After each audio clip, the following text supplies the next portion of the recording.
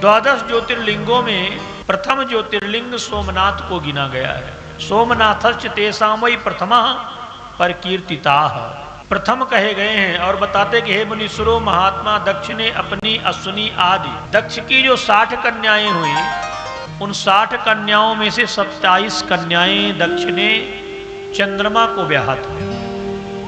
अश्विनी, भरणी, कृत्तिका, रोहिणी इत्यादि 27 कन्याओं को चंद्रमा को ब्याह दिया था दक्ष ने। तो उन 27 पत्नियों में से चंद्रमा सबसे ज्यादा रोहिणी से प्रेम करते थे। रोहिणी नाम की स्त्री से अत्यधिक प्रेम करने के कारण जितनी और भी पत्नियां थी बेचारी दुखी रहती। और एक बार इन्होंने ये सारी कन्याएं जाकर के अपने पिता दक्ष से शिकायत किया कि आपने चंद्रमा के साथ हमारा ब्याह किया है, पर चंद्रदेव जैसा प्रेम, जैसा स्नेह रोहिणी से करते हैं, वैसा स्नेह प्रेम हमसे नहीं करते। दक्ष प्रजापति ने जाकर के चंद्रमा को समझाया कि विमले चा कुले त्वं ही समुत्पन्ना कलानिधे आश्रितेषु च सर्वेषु न्यूनाधिक्यम कथम तमो कृतम चेत तत्कृतम तच्चो न कर्तव्यम त्वया पुनः वर्तनम विषयात्मेनो नरकम प्रतिमीरितम। हे चंद्रदेव, तुम जैसा व्यवहार मेरी कन्याओं के साथ करते हो, ऐसा व्यवहार नहीं करना चाहिए। आप उत्तम कुल में उत्पन्न हुए हैं, तभी आश्रितों के प्रति आपको सामान्य व्यवहार करना चाहिए। आपका विषम व्यवहार क्यों है? अब तक आपने जो किया है सो किया, किंतु पुनः ऐसा व्यवहार हमारी पुत्रियों के साथ ना करें। इस प्रकार दक्ष ने समझाया। यदि कोई अपनी पत्नियों के साथ दुर्व्यवहार करता है, उसको नरक की यातना भोगनी पड़ती है। सूत जी महाराज कहते हैं कि दक्ष अपने दामाद चंद्रमा से इस प्रकार से प्रार्थना करके अपने घर चले जाते हैं, पर चंद्रमा ने दक्ष की बात नहीं मानी। चंद्रमा का व्यवहार वही रहा। और जब चंद्रमा के व्यवहार में कोई अंतर नहीं आया, तो दोबारा दक्ष प्रजापति ने पुनः चंद्रमा को प्रार्थना किया और समझाया। और जब चंद्रमा नहीं माना, तो दक्ष ने श्राप दे दिया चंद्रमा को कि जाओ, तुमको क्षय रोग हो जाए, तुम्हारा क्षरण हो जाए। श्रूयताम चंद्र यत्पूर्वम प्रार्थितो बहुधा मया नामानितम त्वया यस्मात् तस्मात् त्वं च क्षयी भवो। अरे चंद्रदेव, हमने तुमसे बार बार प्रार्थना किया, पर तुमने मेरी बात नहीं मानी। तुम मेरे दामाद हो, तो जाओ, तुम्हें क्षय रोग हो जाए, तुम क्षय रोग से ग्रसित हो जाओ।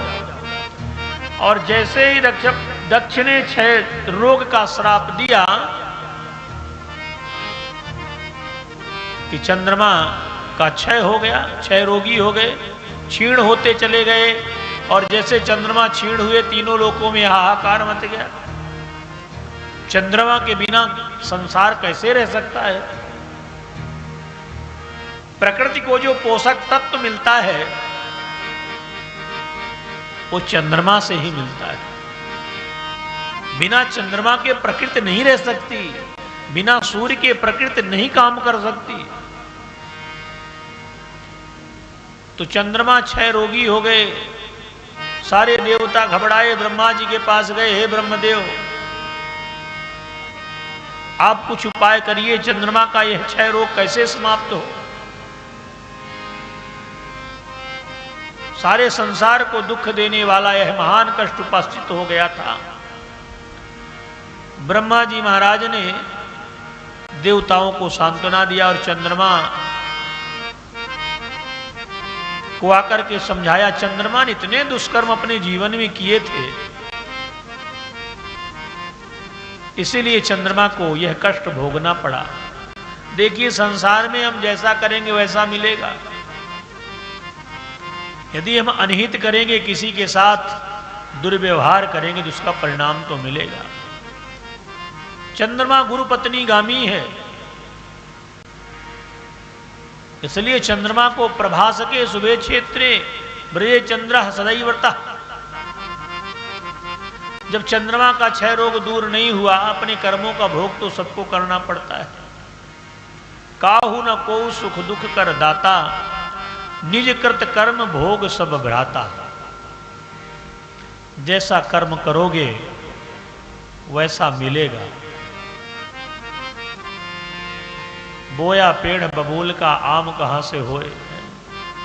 हमने जीवन भर यदि दूसरे का अनहित सोचा है, अनभल ताका है, तो हमारा कल्याण नहीं हो सकता। हम अपनी वाणी से रात दिन दूसरे की निंदा करते रहते हैं, दूसरे की बुराइयां करते रहते हैं। इससे बड़ा दुनिया में कोई भी पाप नहीं बना है। वाणी को संयमित रखिए। पर निंदा सबसे बड़ा पाप है। यदि हम किसी की प्रशंसा नहीं कर सकते तो हमें निंदा करने का भी अधिकार प्राप्त नहीं है। इन कथाओं से सीखिए। चंद्रमा को जब क्षय रोग देखी, चंद्रमा ने किया क्या? 27 पत्नियां थी चंद्रमा की, तो चंद्रमा ने सारी पत्नियों से बराबर प्रेम नहीं किया, दुर्व्यवहार किया। परिणाम एवं क्षय रोगी हो गए चंद्रमा। ब्रह्मा जी के कहने पर प्रभास क्षेत्र में जाकर के चंद्रमा ने कठोर तपस्या करी। कहते हैं कि 6 महीने तक तप किया और महामृत्युंजय मंत्र का जप किया। चंद्रमा ने मृत्युंजय मंत्र, बृहस्पति ध्वज का पूजन किया। 10 करोड़ की संख्या में मृत्युंजय मंत्र का जप किया चंद्रमा ने। ये मृत्युंजय मंत्र ऐसा है कि इसको नियम पूर्वक जप लिया जाए तो नाम ही है मृत्युंजया। मृत्यु में भी विजय प्राप्त करा देने वाला ये मंत्र है। ये 52 अक्षर वाला यह है मृत्युंजय मंत्र। बड़ा प्रभावशाली होता है। कितना भी बड़ा जीवन में संकट हो, नियम पूर्वक इसका जाप किया जाए अथवा ब्राह्मणों के द्वारा कराया जाए तो उसके सारे कष्ट दूर हो जाते हैं महामृत्युंजय मंत्र के जप मात्र से। चंद्रमा के जीवन में जब संकट आया तो चंद्रमा ने प्रभास के शुभे क्षेत्रे ब्रजे चक्र सदैवतई ही शिव महाराज ये तत्र मृत्युंजय विधानता। मृत्युंजय मंत्र का जप किया चंद्रमा ने निरंतर 6 महीने तक और बृहस्पति ध्वज का पूजन किया। स्थिर चित्त होकर के चंद्रमा 10 करोड़ की संख्या में उस मृत्युंजय मंत्र का जप करके और मंत्र स्वरूप भगवान मृत्युंजय का ध्यान करते हुए वहां स्थित रहे। 10 कोटि मितं मंत्रम समावृत्यम ससीचतम ध्यात्वा मृत्युंजयं मंत्रम तस्थौ निश्चल मानसः। तम दृष्ट्वा शंकरो देवा प्रसन्नो भूत् ततः प्रभो आविर्भूव विधुम प्राह स्वभक्तम भक्तवत्सलः। जब इतनी कठिन तपस्या किया चंद्रमा ने, भगवान शंकर प्रसन्न हो गए। भगवान भोलेनाथ प्रकट हो गए। हे चंद्रदेव, तुम्हारा कल्याण हो। तुम्हारे मन में जो अभिलाषा हो तुम बताओ। किस उद्देश्य से तुमने इतना घोर तप किया है? यदि प्रसन्नो देवेशो। और जब भगवान शिव ने कहा जो तुम्हें मांगना हो मांग लो, कुछ भी तुम्हारे लिए अदेय नहीं है। तब चंद्रमा ने कहा यदि प्रसन्नो देवेशो किम साध्यम भवेन ममो तथापि में शरीरस्यम क्षयम 12 शंकर। हे भगवान भोलेनाथ, यदि आप मेरी तपस्या से प्रसन्न हैं तो आप यही वरदान मुझ पर दे दीजिए मुझे कि मेरा क्षय रोग दूर हो जाए। आप मेरा अपराध क्षमा करें और निरंतर कल्याण करें। उनके ऐसा कहने पर शिवजी ने वचन कहा। शिवजी ने कहा पक्षे चा क्षीयताम चंद्रो कला चेता दिने दिने। जब चंद्रमा ने कहा कि हमारा क्षय रोग दूर हो जाए और आप हे भोलेनाथ प्रसन्न हो जाइए, तो भगवान शिव ने कहा कि हे चंद्रदेव, एक पक्षे चा क्षीयताम चंद्रो कला तेचा दिने दिने पुनश्च वर्धताम पक्षे सा कला च निरंतरम। एक पक्ष में एक एक कला प्रतिदिन तुम क्षीण होगी और दूसरे पक्ष में क्रमशः वह कला निरंतर बढ़ेगी। इस प्रकार से भगवान शिव ने कहा कि एक पक्ष में तुम्हारी एक एक कला प्रतिदिन क्षीण होती जाएगी और जैसे दूसरा पक्ष लगेगा तो एक एक कला निरंतर तुम्हारी बढ़ती चली जाएगी। यही क्रम तुम्हारा हमेशा का रहेगा। एवं सति तदा देवो हर्ष निर्भर मानसा ऋषियश्चम तथा सर्वे समाज मुद्र तुम दुजा। चंद्रमा के ऐसा वरदान प्राप्त कर लेने पर हर्ष से परिपूर्ण चित्त वाले सभी देवता प्रसन्न हो गए। जब चंद्रमा को भगवान शिव ने ऐसा आशीर्वाद दे दिया तो देवता प्रसन्न हो गए। देवता बोले, हे महादेव, हे परमेश्वर, आपको नमस्कार है। हे शंभो, हे स्वामी, पार्वती सहित आप यहां स्थिर हो जाइए। देवताओं ने कहा, हे भोलेनाथ, चंद्रमा को आपने आशीर्वाद तो दे ही दिया, अब आप प्रसन्न होकर के यहां पर स्थिर हो जाइए। इस क्षेत्र में चंद्रमा के यश का विस्तार होगा, इससे उन्हीं के नाम पर तीनों लोकों में सोमेश्वर नाम से विख्यात हुए भगवान शिव। गुजरात में सौराष्ट्र है, वहां पर सोमेश्वर महादेव सोमनाथ नाम से भगवान प्रकट हुए।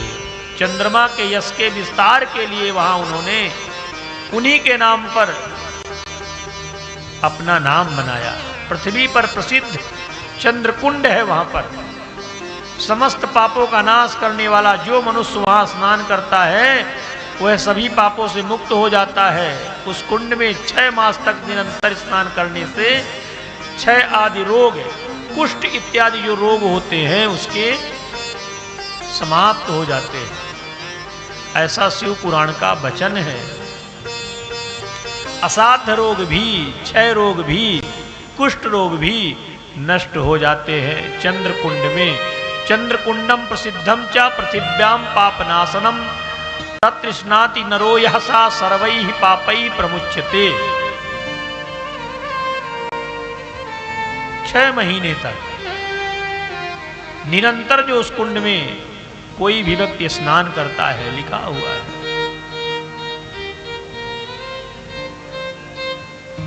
सोमनाथ की उत्पत्ति का सारा कारण बताया है।